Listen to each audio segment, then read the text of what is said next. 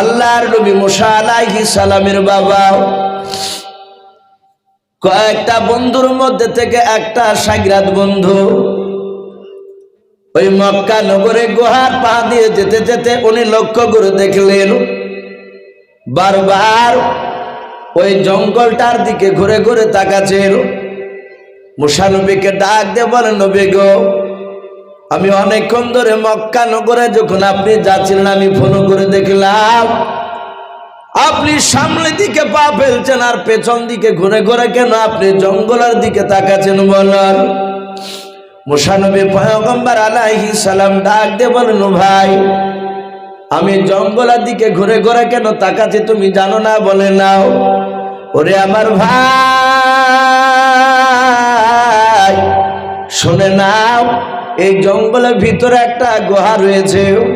এই গুহার ভিতরে সারা পৃথিবীর পয়গম্বর জনাবে মুহাম্মদ রাসূলুল্লাহ সাল্লাল্লাহু তাআলা আলাইহি ওয়াসাল্লাম যে নবীকে দুনিয়ার বুকে সৃষ্টি না করলে বাবা গোটা পৃথিবীর নিজামকে আল্লাহ বানাতেন না, আর সেই নবীকে সেই জামানায় নবীকে আল্লাহ পাঠাবেন। ওরে আমার বন্ধুরা, ওই নবীকে তার দেশের লোকেরা চিনতে পারবে না। ওরে বন্ধুরা শুনে নাও, ওই দেশের লোকের অত্যাচারে থাকতে না পেরে আল্লাহর হুকুমে আমার সে আখিরি জামানার পয়গম্বর জনাবে মুহাম্মদ রাসূলুল্লাহ সাল্লাল্লাহু তাআলা আলাইহি ওয়াসাল্লাম মক্কা থেকে পালিয়ে যেতে যেতে এই জঙ্গলে গুহার ভিতরে যেটা গুহা আছে সেই গুহার ভিতরে মুসা নবী তার বন্ধুকে নিয়ে এখানে আশ্রয় নেবে। মুসা নবী শুধুই কথাটা বললেন, সেই আখিরি জামানা নবী তার বন্ধুকে নিয়ে এখানে আশ্রয় এখানে থাকবে। এই জাহাজে থাকবে বলেছে, আর ওই ভিতরে ছিল সাপ। সাপটা বেরিয়ে এসে আল্লাহর কুদরাতে মুসা নবীর সাথে কথা বলছিল। বলুন আলহামদুলিল্লাহ। ডাকে দিয়ে বলে, এই মুসা নবী, এখানে আমি থাকি আর আমার ঘরে আবার কাকে নিচে ঢোকাচ্ছ? বলে, হে সাপ, সারা পৃথিবীর শ্রেষ্ঠ রসুল হবেন উনি। বলে তাই? বলে হ্যাঁ, উনি প্রতিটা নবী রসুলদের তিনি সর্দার হবেন। বলুন আলহামদুলিল্লাহ। আমার বিশ্ব নবীকে সাইয়্যিদুল মুরসালিন বলা হয়, রসুলদের সর্দার। আমরা এটাও শুনেছি, হয়তো আপনাদের ইমাম সাহেব প্রায় মসজিদে বাবজি এটা যে আরবিতে রজব মাস চলছে, কি চলছে না ভাই? আগামী শাবান মাসটা শেষ হয়ে গেলি রমজান মাস শুরু হবে। প্রায় মসজিদে বাবজি রজব মাসের মেয়েরাজের ঘটনা আলোচনা করে। আপনার আমার বিশ্বনবী মেয়েরাজে গিয়ে 7টা আসমান পার করে 7 আসমানের উপর একটা মসজিদ রয়েছে বাপ। ওই মসজিদটার নাম জানা আছে আপনাদের কারো? বাইতুল মামুর। কি বললাম? বাইতুল মামুর। একেবারে কাবা শরীফের বাবজি একদম ওপরে, 7টা আসমান পার করে ওপরে বাবজি সেই মসজিদটা আছে। ওই মসজিদে লক্ষ লক্ষ বাবজি কোটি কোটি ফেরেশতা, যত নবী রাসূল আল্লাহ পাঠিয়েছিল সব নবী রাসূল ওখানে কাতার বেঁধে দাঁড়িয়েছে, 2 রাকাত নামাজ পড়বে। প্রথমে ইমামতি কে করবেন? বললেন জিবরিল আলাইহিস সালাম করবে। জিবরিল বলেন, আমি এই জামাতের ইমামের আমি যোগ্য নয়। বলুন আলহামদুলিল্লাহ। বলে কে ইমামতি করবে? জিবরিল বলেন, এখানকার ইমামতি তাহলে সর্বপ্রথম নবী হিসাবে দুনিয়াতে আদমকে পাঠানো হয়েছিল, আদমকে পাঠানো, আদমই যাক। বললেন আমি এখানকার ইমামের যোগ্য নয়। বলে এত নবী রাসূল এবং ফেরেশতাদের ইমামতি কে করবে? সবাই আওয়াজ দিল, এখানকার ইমাম হবেন তিনি হচ্ছেন মুহাম্মদ রাসূলুল্লাহ সাল্লাল্লাহু আলাইহি ওয়াসাল্লাম। নবী ওখানে বাবজি ইমাম করেছিলেন, নামাজ পড়িয়েছিলেন। এই জন্য বাবজি ওনাকে রসুলদের ইমাম বলা হয়, সাইয়্যিদুল মুরসালিন, রসুলদের সর্দার। ডাক দিয়ে বাবজি বলল, সেই নবীজি এখানে আসবে। বাপজি আমার সোনা লালেরা মুসা নবীকে বলেছিলেন, হুজুর আপনি দোয়া করেন যেন আখিরি জামানার সেই নবীকে আমি সালাম না দিয়ে আল্লাহ যেন আমার মউতটা না নেয়। বলুন আলহামদুলিল্লাহ। আমি যেন ওই নবীকে সালাম দিতে পারি। মুসা নবী দোয়া করেছিলেন। কোন কোন মুফাসসির কেরাম লিখেছেন যে আল্লাহ তার দোয়াকে কবুল করেছেন। আবু বকর সিদ্দিক রাদিয়াল্লাহু তাআলা আনহু পা ভরে দিয়ে বাপজি বসে আছে, রাসূল শুয়ে আছে। হঠাৎ সবটা বাপজি আল্লাহর কুদরতে খবর পেয়েছে, ছুটছে। সে ছুটে আসার পর গর্তগুলো দেখছে সব বন্ধ, একটা গর্ততে কাপড় দেওয়া নেই, আঙুল ভরা আছে। সাপটা প্রথমে তার লেজ দিয়ে ধাক্কা মারছে, রাসূলকে সালাম দিবে। আবু বকর বুঝতে পেরেছে সাপ মনে হয় এসেছে। আমরা জানি শরীরে স্পর্শ নাক সবারই না করলেও লোকের মুখে শুনেছি সাপের শরীর মানুষের গায়ে ঠেকলে সাপের শরীর নাকি ঠান্ডা লাগে। মুসা নবী পয়গম্বর নাই, আবু বকর সিদ্দিক রাদিয়াল্লাহু তাআলা আনহু উনি আঙুলটা দিয়ে আরো জোরে চাপ দিচ্ছে যে সাপটা যেন প্রবেশ করতে না পারে।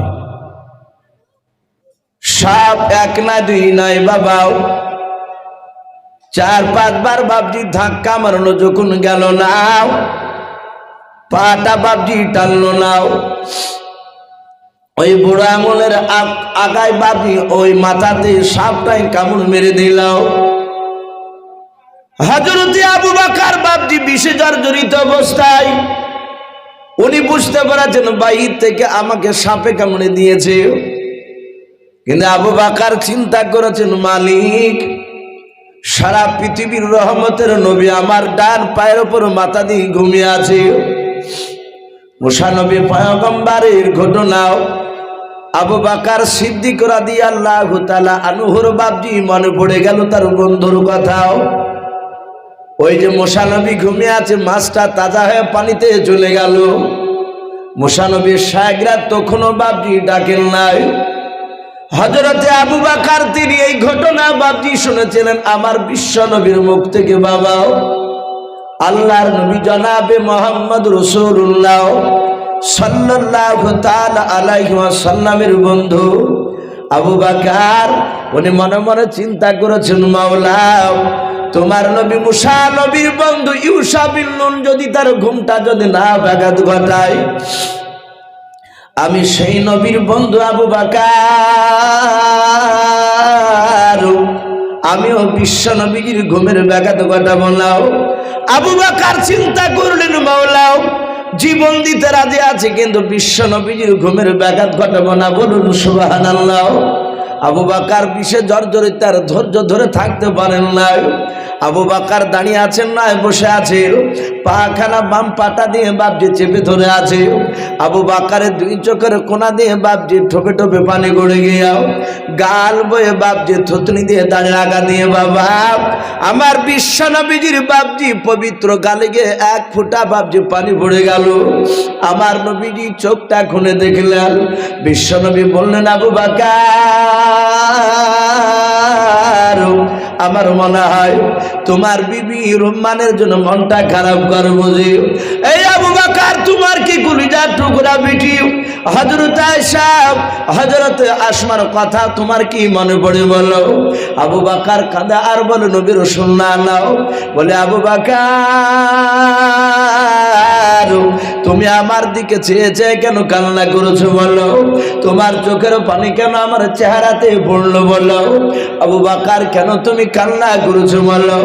আবু বকর বলেন, ইয়া রাসূলুল্লাহ ইয়া হাবিবাল্লাহ ফিদাকা বি ওয়া উম্মি, নবী আপনার পদতলে আমার পিতামাতা বিসর্জন হয়ে যান। ও নবীজি শুনে না, আমি আমার বিবির জন্য কাঁদি নাই, আমার বিটি আয়েশা আসমার জন্য আমি কাঁদি নাই। আল্লাহর নবী বলেন, আবু বকর কেন তুমি কাঁদো বলো। আবু বকর বলছেন, হুজুর আমি আমার বিবির জন্য কাঁদি নাই, সাপে আমাকে কামড়ে দিয়েছে। আল্লাহর নবী তাকে বলেন, আবু বকর গুহার ভিতরে তো সাপ দেখতে পাওয়া যায় না। আবু বকর বলেন, নবী গো আমার ওই বাপ পায়ের বুড়ো আঙুলের কামড়ে দিয়েছে, সাপটা মায়েরা আছে, নবী আমি পাটা টেনে নিলে সাপটা প্রবেশ করে আপনাকে হয়তো কামড়ে দিতে পারে। আল্লাহর নবী বলেন, আবু বকর আর তুমি কান্না করো না, পাটা টেনে নাও। আবু বকর যাতে পাটা টানলেন, সাপ আল্লাহর নবীর সাথে বাজে সালাম বিনিময় করে কথা বলতে লাগলেন। আমার বিশ্ব নবীর পবিত্র লালা মুবারকখানা থুতুখানা বের করে আবু বকরের কামড়ানো জায়গায় এক ফোঁটা নবীর পবিত্র বাজে থুতুখানা লাগিয়ে দিলেন।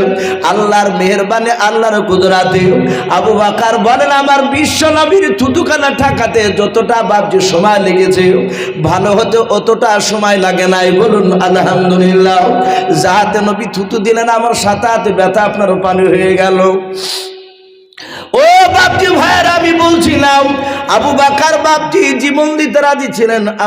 মুসা নবী বন্ধুর কথা দিকে লক্ষ্য করে বাবা, মুসা নবীর ইউশা বিন নূন উনি মনে মনে চিন্তা করলেন, না না মুসা নবী ঘুমিয়ে আছে, ঘুমটা ভাঙানো যাবে না। আপন মনে মুসা নবী যখন জাগ্রত হবে, আপন মনে যখন ঘুমটা ভাঙবে, তখন আমি আমার মুসা নবীকে মাছ তাজা হওয়ার সমস্ত ঘটনা আমি বলবো।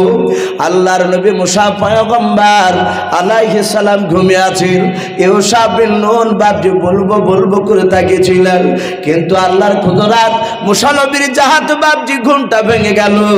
আর ওই সময় আমার আল্লাহ মুসা নবীর বন্ধু ইউশা বিন নূনের বাবা মাছ তাজা হওয়ার কথাটা ভুলিয়ে দিয়েছেন। বলুন আলহামদুলিল্লাহ। একেবারে সাথে হাতে ভুলে দিয়েছেন আল্লাহ। আল্লাহ সব কিছু করতে পারে। এই যে আপনারা আমরা বসে আছি, আল্লাহ এখনো যদি ব্রেন স্মরণ রাখার নাকটা যদি আল্লাহ এক্ষুনি ঢিল করে দেয়, তো মানুষ খোদা না খাস্তানা না করে এখন হয়তো পাগলা হয়ে যাবে। মানুষ ভালো পা, চায়ের দোকানে চা খেতে গিয়েছে, হেঁটে ভালো পায়, ওখানে পড়ে গিয়েছে, ওখান থেকে উঠে এসে আর পা পাততে পারছে না, প্যারালাইসিস হয়ে গেছে। এরকম অনেক হয় না? আল্লাহ ইচ্ছা করলে সেকেন্ড লাগবে না। মুসা নবীর ইউশা বিন নূন তার বন্ধুর মাছ স্মরণ করার কথাটা ভুলে দিয়েছে। কোরআন শরীফে এসেছে ঘটনাটা, উনি ভুলে গিয়েছে। মুসা আলাইহিস সালাম বলেন, ভাই আমরা এখনো সেই গন্তব্যস্থানে পৌঁছাতে পারিনি যেখানে মাছটা আল্লাহ আমাকে বলেছেন যে তোমার বন্ধু আছে সেখানে, চলো আমাদের এখনো গন্তব্যস্থল পৌঁছাতে অনেক দেরি। উনি বলেন, হুজুর চলে। বলি চট করে বাপজি ব্যাগটাকে নিয়ে হাঁটতে শুরু করেছে, সোজা অনেক দূর চলে গিয়েছে। চলে যাওয়ার পরে আমি প্রথমেই বলেছি মুসা নবী খুব রাগের ছিলেন। উনি পেছন ঘুরে বলছেন, ভাই মুসা বিন নূন ভোগ আমাকেও লেগেছে, আর ওর শাগিরাতকে তো ভোগ লাগিয়েছিল। বলে ভাই এই অনেকটা এসেছি, শিক্ষকের কোনো সাক্ষাৎ পাওয়া যাচ্ছে না, মাছটা বাইর কর, দুজনাতে অধা দিকে ভাগ করে খেলি, যা হবে হবে, আর সামনে যা দরকার নাই। ইউশা বিন নূন ব্যাগে হাতটা ভরে বলছেন, হুজুর মাফ করবে। মাপ মানে? হুজুর মাছ তো নাই। মুসা আলাইহিস সালাম বলেন, ভাই তাহলে আমি ঘুমিয়েছিলাম, তখন কি খেয়ে নিয়েছো নাকি? বলে, হুজুর আমি খাইনি। কিন্তু সেখানে একটা বিরাট আশ্চর্য ঘটনা ঘটে গিয়েছে। বলে, কি ঘটনা? বলে, নবী আপনাকে বলবো বলে আমি ভুলে গিয়েছিলাম। আপনি মাছটা খেতে না চাইলে আমার মনে হয় যে মনে হতো না। কি হয়েছিল? বলে, হুজুর আপনি ঘুমিয়েছিলেন, আমি জেগেছিলাম, মাছটা দেখলাম তাজা হয়ে ব্যাগের ভিতর থেকে বেরিয়ে নদীতে পানিতে ঝাঁপ দিল। যেখানে ঝাঁপ দিল, ঝাঁপ দেওয়ার পরে সোজা চলে গেল। হুজুর যেদিক দিয়ে গেল দেখলাম সুড়ঙ্গ রাস্তা, পানি তো মিলল না। মুসা নবী বলেন, ভাই আমি বলেছিলাম না যে আমাকে স্মরণ করে দিল? হুজুর ভুলই তো গিয়েছিলেন, আমি ইচ্ছাকৃত বলিনি তা নয়, আমি ভুলে গিয়েছিলাম। মুসা নবী বলেন, আর সামনের দিকে যাওয়া যাবে না, পেছন দিকে চলো, ওই জায়গাতেই আমার শিক্ষক আছে, জ্ঞানীগুণী মানুষ আছে। তাফসীরে লিখেছে মুসা নবীরা পায়ের নিশানা দেখে দেখে হাঁটতে লাগলেন, কারণ পাথর অনেকগুলো ছিল। এক রানিং হেঁটে যাওয়ার, যেখানে ঘুমাতে যাবে, একটু আরাম করতে যাবে, ওখানকার পাহাড়টি একটু বেশি হবে, হবে না পায়ে ছাপ? একটু ঘোরাফেরা করেছে ওখানে। আসার পর দেখছে ওই জায়গাতে সুড়ঙ্গ, সেই পানিতে রাস্তা হয়ে আছে।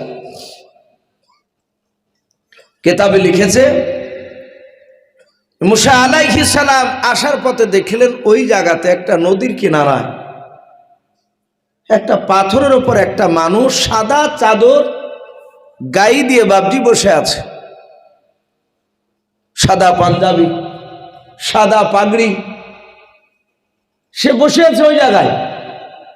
মুসা আলাইহিস সালাম এসে সালাম দিলেন, বলুন আলহামদুলিল্লাহ, আসসালামু আলাইকুম ওয়া রাহমাতুল্লাহি ওয়া বারাকাতুহু।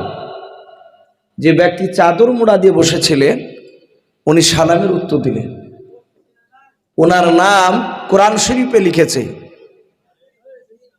হযরতে খিজির আলাইহিস সালাম। বলুন আলহামদুলিল্লাহ।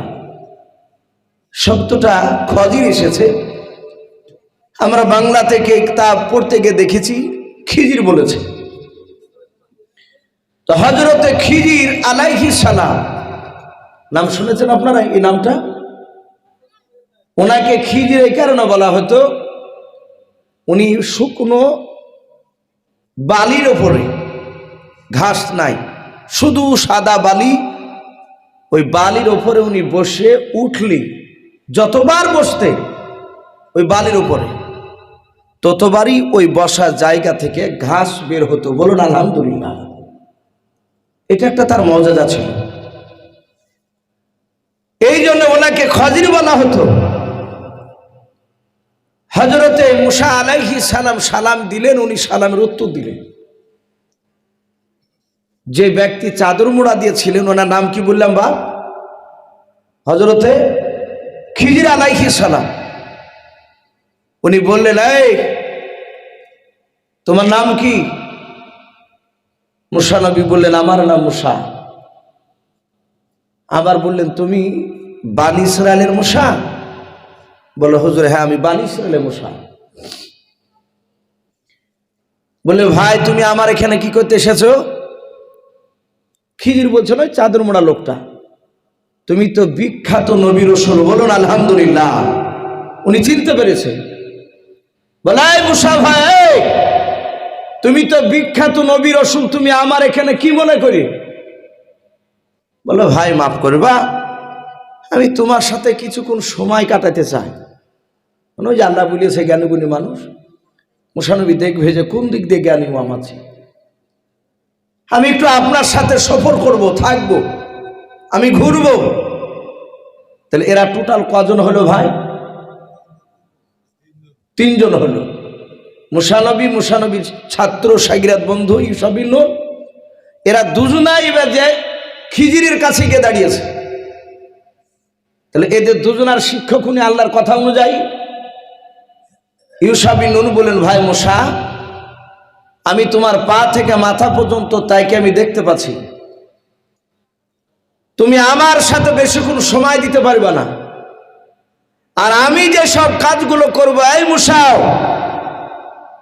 তুমি বরদাস্ত করতে পারবে না। বলুন আলহামদুলিল্লাহ।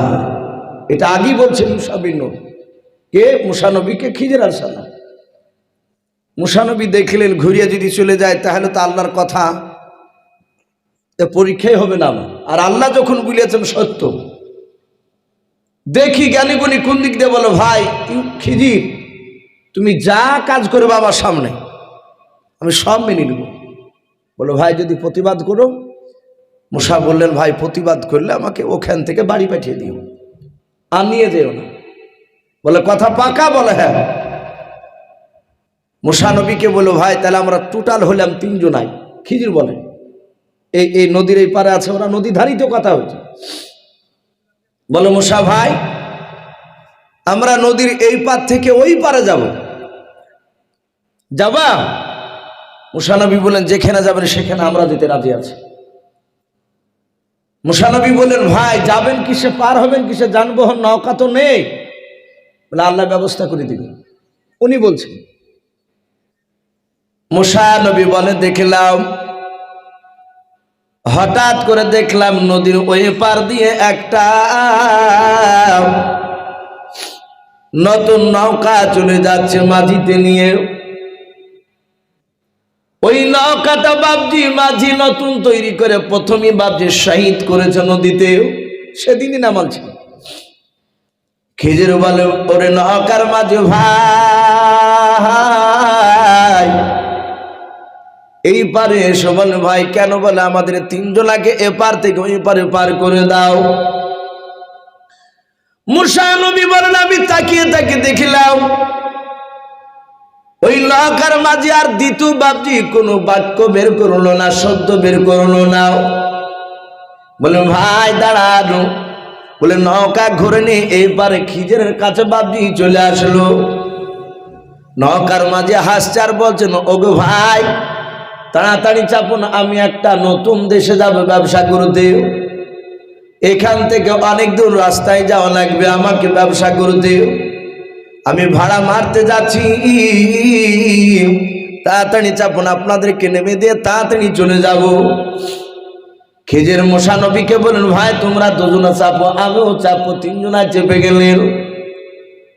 নদী দিয়ে পার হতে হতে খিজির বলে ভাই নৌকার মাঝি আমরা তিনজনে আছি, বলো তুমি কত টাকা নিবা পার করতে? ভাড়া ক টাকা লাগবে বলো। নৌকার মাঝি মুচকে হাসি দিয়ে বলো হুজুর 1 টাকাও ভাড়া তিনজনার লাগবে না, শুধু একটু আমার জন্য দোয়া করবেন যেন নৌকা থেকে যেন আল্লাহ আমার রুজিতে বরকত দেয়। বলুন আলহামদুলিল্লাহ। তাহলে নিশ্চয় মহব্বত করতে। মুসা নবী দেখলেন নৌকার মাঝি বড্ড ভালো। হযরতে খিজির বলে ভাই নৌকার মাঝি এ তো নৌকা দেখছি একেবারে নতুন নৌকা। নৌকার মাঝে হাসতে হাসতে বলল ভাই আমি আজকে নতুন তৈরি করে আমি এই নদীতে নামিয়েছি, প্রথম ভাড়া মারতে যাচ্ছে। ইউসাবিন নন্নাই খিজির বলেন মুসা ভাই তুমি বসে কি দেখছো? বলে আপনার কথাগুলো শুনছি। খিজির বলে ভাই নৌকার মাঝি নৌকা সুন্দর হয়েছে। বলে হ্যাঁ।